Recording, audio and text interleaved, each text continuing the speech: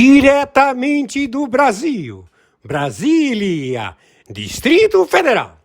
Quem vos fala, mestre Dinho, trazendo sempre informações na palma da sua mão, com notícias de utilidade pública, nacional e internacional. O mestre Dinho, eu quero aqui, antes de iniciar esta live, eu quero falar sobre o Pix do juiz Oscar Aníbal Chapan. Pix Oscar Aníbal Chapan @gmail.com. Repito, Oscar Aníbal Chapan @gmail.com. Está na descrição desse vídeo. Existe uma nação cujo destino foi selado antes mesmo de ela existir. Suas vitórias, suas alianças, sua queda e até sua possível redenção foram escritas em pergaminhos antigos. Séculos antes de qualquer um de seus líderes nascer, essa nação não é um segredo. Ela está nomeada nas Escrituras desde o princípio. E a Bíblia a conhece pelo seu nome original. Estamos falando do Irã. E o que você está prestes a descobrir não é especulação teológica. É um fio que corre desde o Gênesis até o Apocalipse, com uma coerência que nenhum ser humano poderia ter construído sozinho. Um padrão tão preciso, tão consistente ao longo de milênios, que só pode ser explicado por uma mente que enxerga o fim desde o princípio. Hoje você vai ver o que poucos professores se atrevem a ensinar. Vai entender por que o Irã aparece nas primeiras páginas da Bíblia, no coração da história do exílio, no nascimento do Messias e nas últimas batalhas antes do fim dos tempos. E vai entender por que isso importa para o mundo que vivemos hoje. O começo de tudo, a Tábua das Nações. Para entender o destino profético do Irã, precisamos voltar ao ponto de partida de toda a civilização humana. Depois do dilúvio, quando as águas recuaram e Noé pisou em terra firme com sua família, Deus não salvou apenas 8 pessoas. Ele reiniciou a humanidade, e dessa família descenderiam todas as nações da história. No capítulo 10 do livro de Gênesis, encontramos o que os estudiosos chamam de Tábua das Nações, o primeiro mapa genealógico do mundo após o dilúvio. É um texto que muita gente lê como uma lista entediante de nomes difíceis. Mas quem entende o que está por trás de cada nome, percebe que está olhando para o projeto arquitetônico da história humana. Dentro dessa tábua, 2 nomes se destacam como os patriarcas diretos do povo que habitaria as terras do atual Irã. O primeiro é Madai, filho de Jafé. De Madai descenderam os Medos, um povo das montanhas duro e resistente, que habitou os planaltos ao norte da região que hoje chamamos de Irã. Eram guerreiros disciplinados, organizados, que construíram uma cultura própria nas terras altas do Oriente Médio. O segundo é Elão, filho de Sem. E aqui o detalhe genealógico é fascinante. Elão era do mesmo ramo de Abraão. Seus descendentes se estabeleceram ao sudoeste, nas planícies férteis que bordeavam o Golfo Pérsico. A região de Elão era uma das civilizações mais antigas do mundo, com cidades e leis e uma cultura que antecedia até mesmo Babilônia.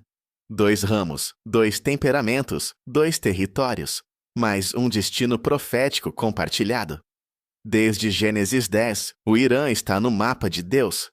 Não como uma nação secundária, mas como uma protagonista do drama mais longo já narrado.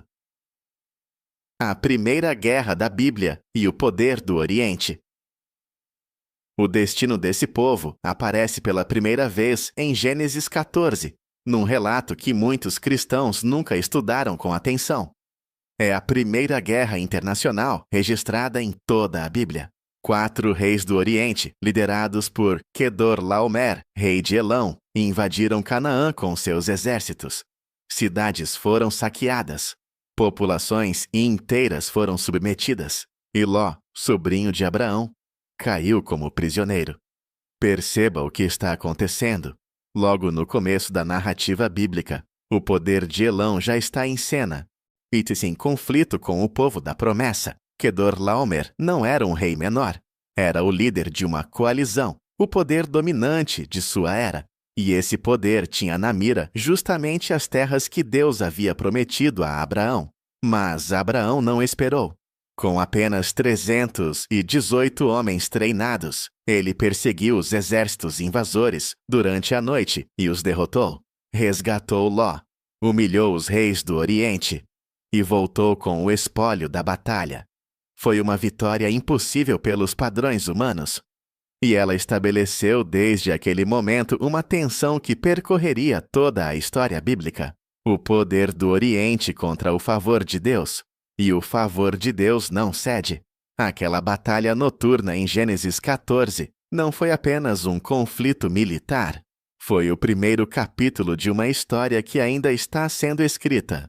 O Oriente tentaria, várias vezes, dobrar ou destruir o povo da promessa. E cada vez, algo além da lógica humana interviria. Isaías e a profecia do rei, que ainda não havia nascido. Os séculos passaram, as tribos se multiplicaram, os clãs se tornaram reinos, e da fusão dos descendentes de Madai e Elão surgiu o Império Persa, um colosso que se estendeu da Índia até a Etiópia, governando mais de 40 nações distintas. Mas o verdadeiramente extraordinário não é o tamanho do império, é que Deus havia anunciado sua existência antes de ela acontecer. O profeta Isaías escrevia em Jerusalém por volta do ano 700 a.C. O Império Persa não existia. A Pérsia era apenas uma região menor dentro das terras medas. O nome Ciro não era conhecido por ninguém fora de sua família. E ainda assim, Isaías pronunciou duas profecias sobre a Pérsia que só fazem sentido como revelação divina. A primeira era que Deus usaria Elão e Média como instrumentos de julgamento sobre a Babilônia, a superpotência que ainda dominaria o mundo por outros 100 anos. A segunda era ainda mais perturbadora. Deus escolheria um rei pagão, de uma nação que não conhecia o Deus de Israel, para libertar os judeus cativos e ordenar a reconstrução do templo destruído. E esse rei seria chamado pelo nome mais de 150 anos antes de nascer. Isaías capítulo 45, versículo 1. Assim diz o Senhor ao seu ungido, a Ciro, cuja mão direita tomei para subjugar nações diante dele. Um nome persa, escrito num pergaminho hebreu, 1 século e meio antes de ele chegar ao mundo. Quando os críticos da Bíblia tentaram explicar essa profecia, alguns chegaram a sugerir que Isaías 40 a 66 tinha sido escrito por um autor diferente, décadas depois. Mas justamente porque não conseguiam aceitar que um nome específico pudesse ser revelado com tanta antecedência. Mas isso é exatamente o ponto. Não existe explicação natural para isso. Só existe explicação sobrenatural. Daniel, o testemunha de Deus no coração do inimigo. Antes de Ciro entrar em cena, Deus havia preparado uma testemunha para tudo o que estava por acontecer. Um jovem hebreu, levado como cativo ao coração do inimigo. Daniel foi arrancado de Jerusalém, ainda adolescente, depois que os exércitos de Nabucodonosor destruíram a cidade e levaram os melhores jovens de Israel para a capital babilônica. Cercado pela corrupção e pelo esplendor pagão da corte mais poderosa do mundo, Daniel não se rendeu àquele ambiente. Recusou a comida do rei, recusou a idolatria imposta, recusou a assimilação que destruiria sua identidade espiritual. Aí é por essa fidelidade, Deus lhe concedeu algo que não havia dado a nenhum outro cativo, o dom de revelar mistérios. O primeiro grande mistério chegou pelo próprio Nabucodonosor. O rei foi perturbado por um sonho tão poderoso que o acordou tremendo no meio da noite. Convocou todos os sábios da Babilônia com uma exigência impossível. Não apenas interpretar o sonho, mas revelá-lo primeiro, sem que ninguém o descrevesse. Era uma armadilha para detectar charlatões, e ninguém passou no teste. A sentença de morte foi ditada. Até que chegou Daniel. Posto diante do monarca mais temido de sua era, ele descreveu o sonho com exatidão, e então o interpretou com uma revelação que deixou o rei sem palavras. Daniel capítulo 2, versículo 38. Tu és a cabeça de ouro. A Babilônia era o primeiro reino. Mas o peito e os braços de prata representavam dois povos entrelaçados, os medos e os persas. Dois braços mais desiguais, porque o braço persa se ergueria mais alto e tomaria o domínio. O sonho não revelava apenas impérios. Revelava a ordem em que eles surgiriam e cairiam. Revelava que a história não é caótica, não é um acidente de forças geopolíticas. É uma narrativa com direção, com sequência, com propósito. E o Irã, os medos e os persas estava nessa narrativa como o segundo grande ato. A queda da Babilônia. A noite do banquete. Enquanto Daniel servia na corte babilônica, Ciro crescia nas terras altas do Oriente, submeteu os medos, unificou os reinos, e quando o Império Persa chegou ao seu auge, pôs os olhos sobre a Babilônia. A queda da cidade mais poderosa da terra não aconteceu numa batalha épica de semanas. E aconteceu numa noite de banquete e arrogância. O rei Belsazar organizou uma festa para 1000 de seus nobres e cometeu o erro que cruzou uma linha que não deveria ser cruzada. Ordenou que trouxessem os vasos sagrados roubados do templo de Jerusalém para brindar em honra aos seus deuses. Aquele não era apenas um ato de irreverência, era uma declaração deliberada de que o Deus de Israel havia sido vencido, que seus objetos sagrados eram troféus de guerra. No instante em que os vasos do templo foram usados para adorar ídolos pagãos, no meio do ruído e da música, o silêncio caiu sobre a sala. Uma mão apareceu no ar, sem braço, sem corpo. Apenas uma mão que escrevia sobre a parede do palácio com letras de fogo. Ninguém entendia o que estava escrito. O rei empalideceu. Seus joelhos tremeram. Chamaram Daniel. Daniel, capítulo 5.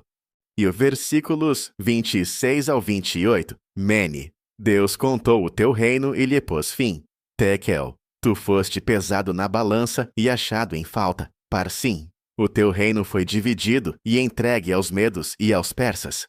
Naquela mesma noite, os exércitos de Ciro desviaram o rio Eufrates. O nível da água baixou. Os soldados persas entraram em silêncio pelo leito seco. As portas estavam abertas. A Babilônia caiu sem combate. E Belsazar foi encontrado morto antes do amanhecer. Pense na simetria disso. A cidade que havia destruído Jerusalém, que havia roubado os vasos do templo, que havia levado o povo de Deus ao cativeiro, foi conquistada por um rei que Deus havia chamado pelo nome 150 anos antes. O julgamento da Babilônia veio pela mão da nação que Deus havia destinado para essa função desde o princípio. De Ciro e a restauração. Quando um rei pagão fez o que os religiosos não fizeram. O que Ciro fez depois da conquista é um dos acontecimentos mais extraordinários da história antiga. Ele não apenas permitiu que os judeus retornassem depois de 70 anos de exílio. Financiou a viagem, devolveu os utensílios sagrados do templo que Nabucodonosor havia roubado, enviou líderes com respaldo imperial para colocar os alicerces do templo reconstruído, e declarou que o Deus dos céus havia lhe entregado todos os reinos da terra e o havia encarregado de reconstruir a casa de Deus em Jerusalém. Isso está no livro de Esdras, capítulo 1. Um rei persa, adorador de Aura Mazda, o deus do zoroastrismo, declarando publicamente que o Deus de Israel o havia chamado para restaurar o povo judeu. Não existe paralelo para isso em nenhuma outra nação da antiguidade. A Pérsia foi a única potência do mundo antigo que não destruiu Israel, que o restaurou. E aqui está uma das grandes ironias da história bíblica. Quando os líderes religiosos de Judá haviam falhado em proteger o povo, quando o templo havia sido destruído pela desobediência do próprio Israel. Foi um rei pagão que Deus usou para reconstruir o que havia sido perdido. A graça de Deus não respeita fronteiras religiosas. Ela alcança quem Deus escolhe, onde Ele escolhe, da forma que Ele escolhe. A visão do carneiro e do bode, a profecia mais precisa do livro de Daniel. Mas Deus havia dado a Daniel outra visão sobre a Pérsia, mais específica e mais detalhada do que qualquer coisa que havia sido revelada antes. Junto ao rio Ulai, Daniel viu um carneiro com 2 chifres desiguais que avançava em todas as direções sem que nada pudesse detê-lo. Ou nenhum animal se levantava contra ele. Ele fazia o que queria e se tornava grande. Uma voz explicou o símbolo em Daniel, capítulo 8, versículo 20. O carneiro que você viu, com os 2 chifres, representa os reis da Média e da Pérsia. 2 chifres, 2 poderes, mas um dominante. O chifre mais alto representava a Pérsia, que surgiu depois, mas superou a Média em poder e influência. E então, do ocidente, apareceu um bode que se movia tão veloz que seus pés não tocavam o solo. Um único chifre entre seus olhos arremessou-se contra o carneiro e o destruiu completamente. Daniel não sabia quem era aquele bode, mas o anjo Gabriel lhe disse que a visão dizia respeito a um tempo futuro e a um rei específico que se levantaria do ocidente. Séculos depois, o mundo inteiro saberia o nome desse bode. Alexandre o Grande, o jovem rei macedônio, destruiria o Império Persa com uma velocidade sem precedentes na história militar. 3 batalhas principais. Um império de 3 séculos desmantelado em menos de uma década. Cada detalhe da visão de Daniel encaixou com precisão matemática. A velocidade do bode, cujos pés não tocavam o chão, refletia a campanha militar mais rápida do mundo antigo. O chifre único era o domínio absoluto de Alexandre. Quando pesquisadores seculares estudam Daniel, geralmente propõem que o livro foi escrito depois dos fatos, porque não conseguem aceitar que essas profecias foram dadas séculos antes de se cumprirem. Mas os manuscritos do Mar Morto, datados antes de Alexandre, confirmam que Daniel é anterior à conquista grega. A única explicação é sobrenatural. Esther. A providência de Deus nas sombras do palácio. Antes que a Pérsia caísse diante de Alexandre, aí ocorreu no coração do império um dos relatos mais extraordinários de toda a Bíblia. Em tempos do rei Assuero, o trono do maior império da terra estava em Suzã, no coração do antigo Elão, no sudoeste do atual Irã. E foi ali que uma jovem judia órfã mudou o destino de sua nação. Seu nome era Esther. Criada por seu primo Mardoqueu entre os judeus do exílio, ela foi levada ao palácio quando o rei buscava uma nova rainha depois de Vasti ter sido destituída. Esther era bela, inteligente e tinha uma qualidade rara: sabia ouvir. Mardoqueu a orientou a não revelar sua origem judaica. E o rei Assuero a coroou rainha da Pérsia, sem saber que estava colocando uma filha de Israel no trono mais poderoso do mundo. Nas sombras do palácio se movia outro personagem. Amã, descendente dos Amalecitas, inimigo histórico de Israel, e havia ascendido ao posto mais alto depois do rei. Quando Mardoqueu se recusou a se inclinar diante dele, Amã não buscou apenas vingança pessoal. Traçou um plano para eliminar cada judeu em todo o território do império. Usou mentiras, manipulou o rei, e o decreto foi selado com o anel real. Todo o povo de Israel, de leste a oeste, do maior império da terra, estava condenado à morte. Mardoqueu enviou uma advertência urgente a Esther e disse uma frase que ecoou através dos séculos. Esther, capítulo 4, versículo 14. Quem sabe se não foi para um momento como este que você chegou a essa posição? A providência de Deus raramente aparece com fanfarras. Aparece nos posicionamentos silenciosos, nas portas que se abrem sem razão aparente, nas circunstâncias que só fazem sentido quando olhamos para trás, para salvar seu povo. Ester precisava se apresentar ao rei sem ser chamada, e a lei do Império Persa era inflexível. Qualquer pessoa que entrasse na câmara do trono sem convite podia ser executada no ato, salvo que o rei estendesse seu cetro de ouro em sinal de clemência. Ester era rainha, mas nem a rainha estava acima dessa lei. Ester jejuou 3 dias.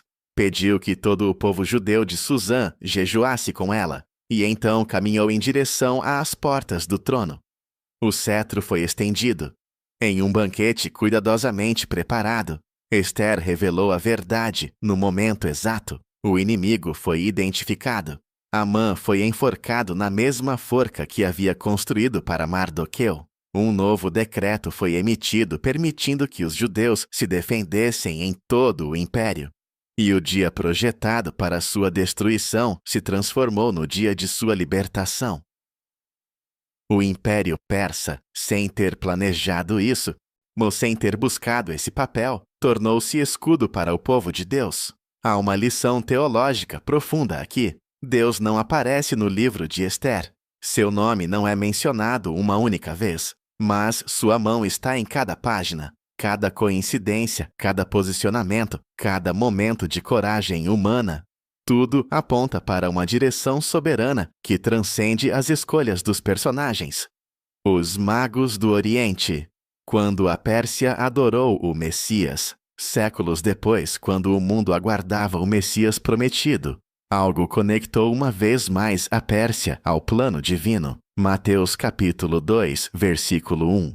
Uns magos do Oriente chegaram a Jerusalém perguntando: onde está o rei dos judeus que nasceu? A palavra grega magos descreve sábios, astrônomos e sacerdotes do Oriente, muito provavelmente das antigas terras do Império Medo-Persa. Mas como eles sabiam o que procurar? Como homens de outra religião, de outro idioma, de outra cultura, puderam reconhecer o nascimento do Rei dos Reis? A resposta mais provável está nos escritos de Daniel. Ele havia servido como chefe dos sábios da Babilônia. Seus escritos, suas profecias, teriam ficado naquela tradição de sabedoria oriental.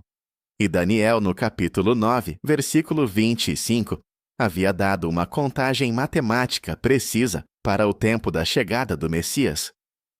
Quando a estrela apareceu, aqueles homens souberam o que ela significava. Não por impulso emocional, por conhecimento herdado, por séculos de profecias preservadas nas tradições acadêmicas das terras persas.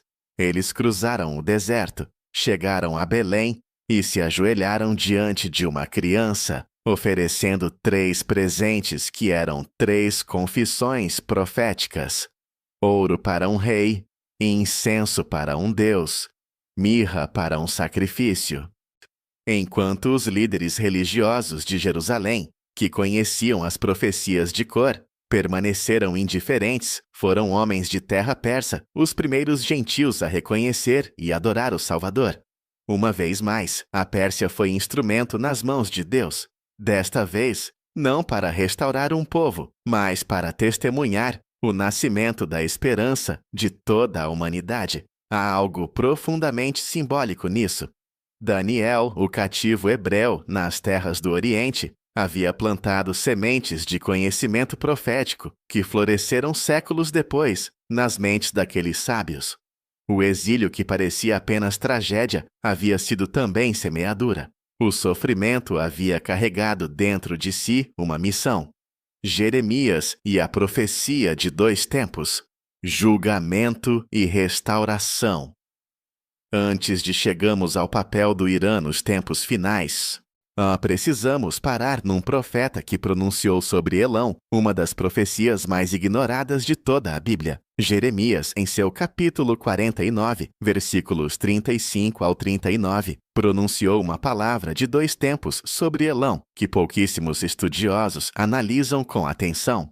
Primeiro julgamento: quebrarei o arco de Elão, o principal fundamento do seu poder. O arco era a arma militar por excelência de Elão. Quebrá-lo significava destruir sua capacidade de guerra, seu orgulho, sua posição de potência. E isso ocorreu historicamente, quando as conquistas de Ciro unificaram Elão e Média numa única estrutura imperial, e quando Alexandre depois desmantelou esse império. Mas então vem o segundo tempo, inesperado, surpreendente. No fim dos dias, eu restaurarei a sorte de Elão, declara o Senhor, uma promessa de retorno. No meio de um capítulo cheio de julgamentos sobre nações, Deus insere uma cláusula de esperança especificamente para Elão, especificamente para o que é hoje o Irã. Isso não é pequeno. Isso é Deus dizendo que sua história com essa nação não termina no julgamento.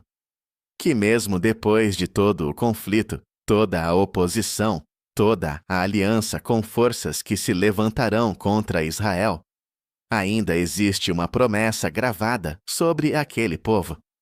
A misericórdia de Deus é maior do que a geopolítica, é maior do que os pecados das nações. Ezequiel 38, a grande coalização dos últimos dias. E então chegamos ao texto que nenhum analista político do mundo pode ignorar quando estuda o Oriente Médio de hoje. Ezequiel, no capítulo 38, versículos 2 e 5, descreve uma grande coalizão de nações que se levantará contra Israel nos últimos dias. E entre os primeiros nomes dessa coalizão aparece um que já conhecemos. Pérsia, Etiópia e Líbia estarão com eles. A mesma nação que libertou Israel do exílio. A mesma terra cujos sábios adoraram o Messias. Nos dias finais, formará parte de uma aliança que marchará contra o povo restaurado de Deus. É uma das maiores inversões da narrativa bíblica, e é também uma das profecias mais claramente em processo de cumprimento no mundo atual. Os demais integrantes da coalizão são identificados como Gog, príncipe de Magog, associado por muitos estudiosos com uma potência do norte. Cus, a antiga Núbia, que corresponde à região do Sudão e Etiópia atual. Put, o norte da África, que inclui a Líbia moderna. E Gomer, junto com Togarmá, territórios próximos à atual Turquia e ao Cáucaso. Ezequiel capítulo 38, versículo 9. Subirás como tempestade, como nuvem que cobre a terra, tu e todas as tuas tropas, e muitos povos contigo. A escala do ataque é massiva, um número de nações como nunca havia sido visto antes em campanha unificada. E o alvo é Israel, um povo que a profecia do próprio Ezequiel, capítulo 37, havia descrito como reunido de volta à sua terra depois de séculos de dispersão. Para quem acompanha a geopolítica atual, a configuração dessa aliança não é ficção científica. O Irã e a Rússia possuem hoje uma aliança militar real. O Irã financia grupos em toda a região. A Turquia flutua entre o Ocidente e o Oriente em seus alinhamentos. A África do Norte tem sido palco de influências crescentes das potências do Mediterrâneo Oriental. Os tijolos dessa coalizão estão sendo assentados. O juízo sobrenatural, quando Deus intervém diretamente. Mas o que acontece depois do ataque é o que transforma essa profecia de uma tragédia em uma proclamação da soberania de Deus. Porque o que se desenrola não é uma batalha entre exércitos humanos, é a intervenção direta de Deus na história, e essa intervenção é descrita em detalhes físicos específicos que desafiam qualquer tentativa de interpretação apenas simbólica. A terra treme. Terremotos sacodem o campo de batalha, os exércitos caem em confusão, os soldados viram suas armas uns contra os outros, chuva torrencial, granizo e pedras de enxofre caem do céu. Fogo desce sobre Magog e sobre as ilhas que vivem em segurança. A coalizão mais poderosa, jamais reunida, se desfaz não por uma derrota militar humana, mas por um julgamento sobrenatural. Ezequiel capítulo 38, versículo 23. E serei engrandecido e santificado, e serei conhecido perante muitas nações, e saberão que eu sou o Senhor. Esse é o propósito declarado da intervenção. Não apenas proteger Israel, revelar ao mundo inteiro que existe um Deus que governa a história, que os impérios humanos, por maiores que sejam, não determinam o destino final das nações. Há algo aqui que a leitura superficial perde. Deus permite que essa coalizão se forme, permite que o ataque se inicie, e então intervém de uma maneira que não deixa dúvida sobre quem detém o poder real. Isso não é Deus reagindo a uma crise. É Deus usando a arrogância humana como palco para uma demonstração de soberania que toda a humanidade vai testemunhar. Zacarias e o horizonte além do julgamento. E então, há um capítulo além do julgamento. E um horizonte que muitos não chegam a ver porque param a leitura cedo demais. Zacarias, no capítulo 14, versículo 16, acrescenta uma imagem que expande tudo o que Ezequiel havia descrito. E acontecerá que todos os que restarem de todas as nações que vieram contra Jerusalém subirão de ano em ano para adorar o Rei, o Senhor dos Exércitos, e celebrar a festa dos tabernáculos. As nações que sobreviverem subirão a Jerusalém para adorar. Isso significa que a narrativa não termina no julgamento, não termina no fogo e nos terremotos. Termina com nações restauradas em relação com Deus. Termina com os que haviam sido inimigos, tornando-se peregrinos. Termina com a adoração, substituindo a guerra. Agora lembre-se da profecia de Jeremias. No fim dos dias, eu restaurarei a sorte de Elão. Poderia o Irã, que foi redentor, que se tornou adversário, e que atravessará o julgamento, também ser testemunha da glória restaurada? Poderia haver um remanescente persa entre os que sobem a Jerusalém para adorar? A Bíblia não fecha essa possibilidade. Ela a deixa aberta, escrita, permanente. Isso muda a maneira como olhamos para o Irã hoje, não como um inimigo a ser destruído, não como uma ameaça a ser apenas contida, mas como uma nação com um destino profético, com uma história espiritual que nenhum noticiário conta, com uma promessa que Deus mesmo gravou nas páginas das Escrituras. O fio que atravessa os séculos, desde o Gênesis até o Apocalipse, a Pérsia esteve presente em cada etapa do plano divino. Quando Abraão levantou sua espada na noite para resgatar Ló, Elão já estava na história. Quando a Babilônia caiu em silêncio, foi um rei persa quem reconstruiu o que havia sido destruído. E quando Ester caminhou em direção ao trono, arriscando sua vida, foi a providência de Deus agindo pelo coração de um rei pagão. Quando os sábios cruzaram o deserto, foi a herança profética da Pérsia que os guiou até o pesebre. E quando os últimos capítulos da história humana forem escritos, o Irã também estará nessas páginas.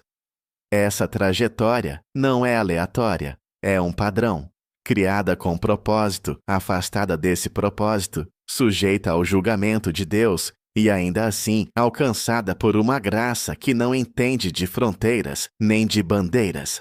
A história bíblica do Irã é, no fundo, a história de toda a humanidade. E há algo que essa história nos ensina sobre como Deus opera na história humana. Ele não precisa de nações perfeitas para cumprir seus propósitos. Usou um rei persa que adorava outros deuses para restaurar seu templo. Usou uma jovem judia órfã no palácio de um rei pagão para salvar seu povo. Usou sábios estrangeiros para ser os primeiros adoradores do Messias. A soberania de Deus não é limitada pela religião ou pela nação de quem ele usa. Os titulares de hoje são páginas de um livro já escrito. Os titulares de hoje não são acidentes. Não são o produto aleatório de forças geopolíticas que se chocam sem direção. São páginas de um livro, escrito muito antes de qualquer um de nós nascer. E quem tem olhos para lê-lo pode ver com clareza onde nos encontramos nessa narrativa. Quando você lê sobre tensões no Oriente Médio, sobre coalizões que se formam, sobre Israel cercado de inimigos, sobre as nações do Norte e do Leste se alinhando em novos pactos, você está lendo o jornal com um contexto que a maioria das pessoas não tem.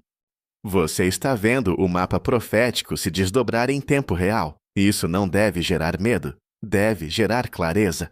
Porque se as profecias sobre a queda da Babilônia se cumpriram com precisão cirúrgica, se o nome de Ciro foi anunciado 150 anos antes, se os detalhes da conquista de Alexandre foram descritos antes de ele nascer, então as profecias sobre os últimos dias têm a mesma certeza. O mesmo Deus que escreveu a primeira parte está cumprindo a última. E o desenlace já está nas mãos de Deus. Não nas mãos dos impérios, não nas mãos dos ditadores, não nas mãos dos mercados financeiros ou das alianças militares. Nas mãos do mesmo Deus que chamou Ciro pelo nome antes de ele nascer. Do mesmo Deus que posicionou Esther no lugar certo, na hora certa. Do mesmo Deus que guiou sábios persas por estrelas para se ajoelharem diante do Filho de Deus. E se esse estudo abriu algo dentro de você, se alguma coisa fez sentido de uma forma que você nunca havia enxergado antes, compartilhe com alguém que precisa ver isso. As profecias bíblicas ainda têm muito a dizer sobre o tempo em que vivemos. A palavra já foi escrita. A história está se cumprindo. E o horizonte além do julgamento é a adoração. Que possamos todos estar do lado certo dessa história. Bênçãos.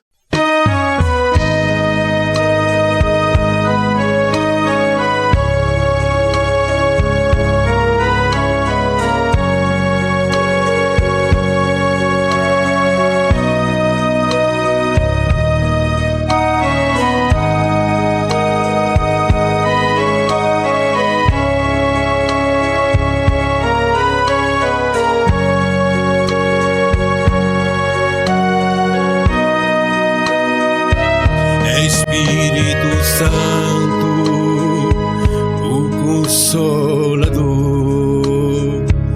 que sustenta e consola o povo de Deus. Espírito Santo, a luz de Deus, és um só Deus, verdadeiro Criador. Espírito Santo, és a verdade que o mundo não pode receber. Vem renovar todo o meu ser no nome de Cristo. Que felicidade! Espírito Santo, vem me envolver. Quero erguer teu altar em meu coração. Dai-me tua direção e teu saber, pois o meu desejo é melhor te conhecer.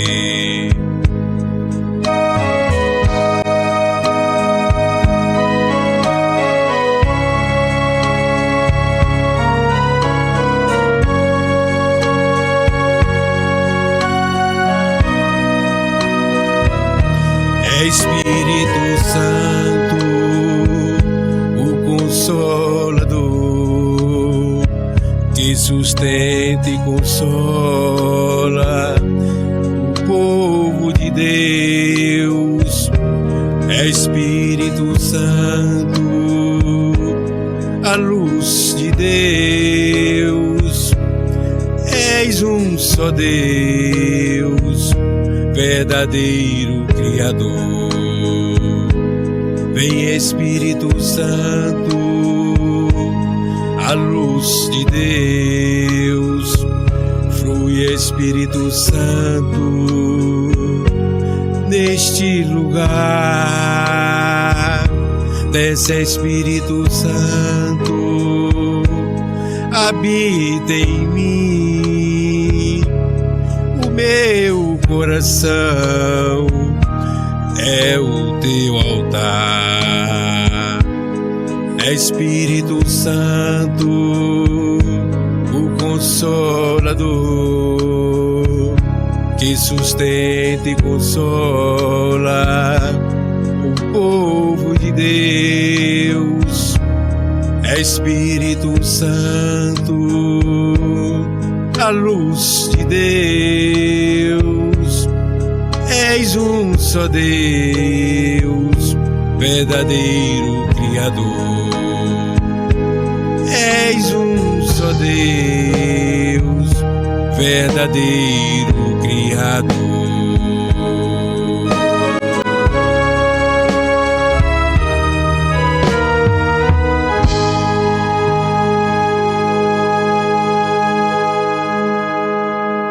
Eu estou já na descrição, né, dessa transmissão ao vivo, ok? Então vocês poderão verificar que tem uma frase, e no final da frase, logo aí no topo, tem a palavra mais. 4 letras, mais.